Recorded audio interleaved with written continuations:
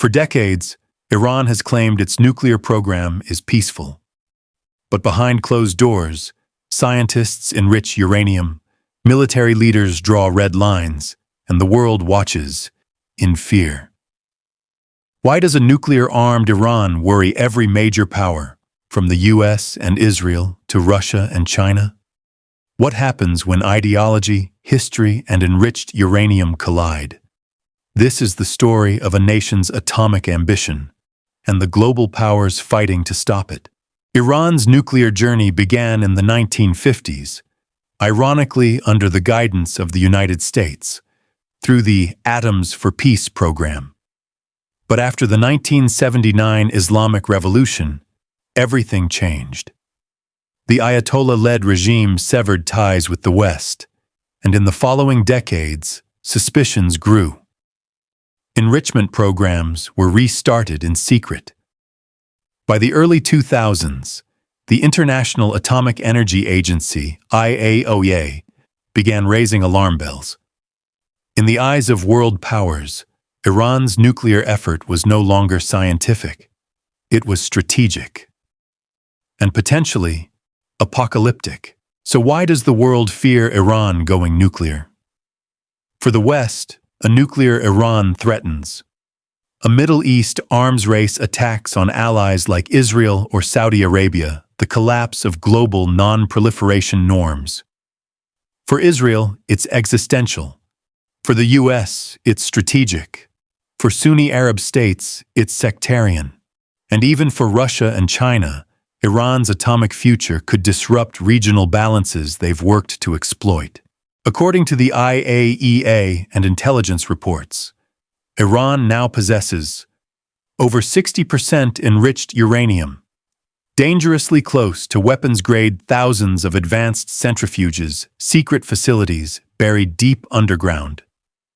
And in June 2025, Israeli warplanes reportedly targeted those very facilities, a strike condemned by some, applauded by others. In 2015, the Iran nuclear deal, officially known as the JCPOA, brought hope.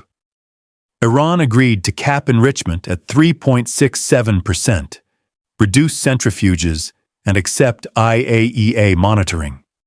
But in 2018, the US withdrew under President Trump. Iran resumed enrichment. Talks under Biden stalled. Mutual distrust deepened. For many, diplomacy has failed. The question now is, what comes next? Israel has long made its position clear. It will not allow Iran to become a nuclear weapons state. In recent months, Israeli jets have struck suspected facilities in Isfahan, Natanz, and Fordo.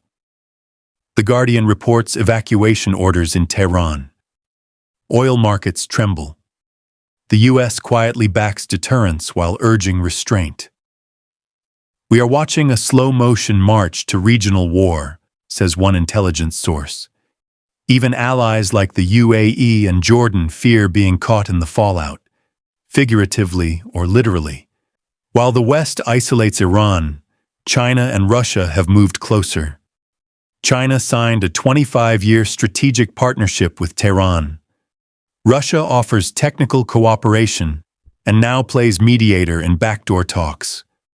But neither wants nuclear chaos, just leverage. A nuclear Iran could destabilize the energy corridor and regional proxies we also rely on, says a Chatham House analyst. Ironically, the very powers defending Iran diplomatically may also fear its nuclear endgame.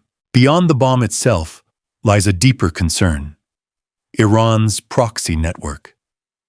Hezbollah in Lebanon, Houthi rebels in Yemen, Shiite militias in Iraq and Syria with nuclear capability. Iran could embolden these groups, attacking under the protection of deterrence. It's not just the weapon. It's what Iran does while hiding behind it. The global cost could be devastating.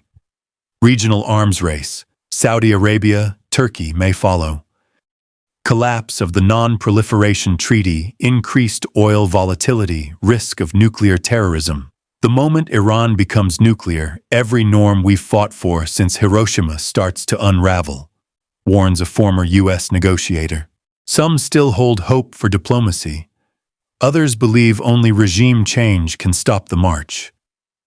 A military strike might delay, but not destroy, the program. Iran, for its part, insists it's not seeking a bomb. But the uranium keeps enriching. The red lines keep fading, and the clock keeps ticking.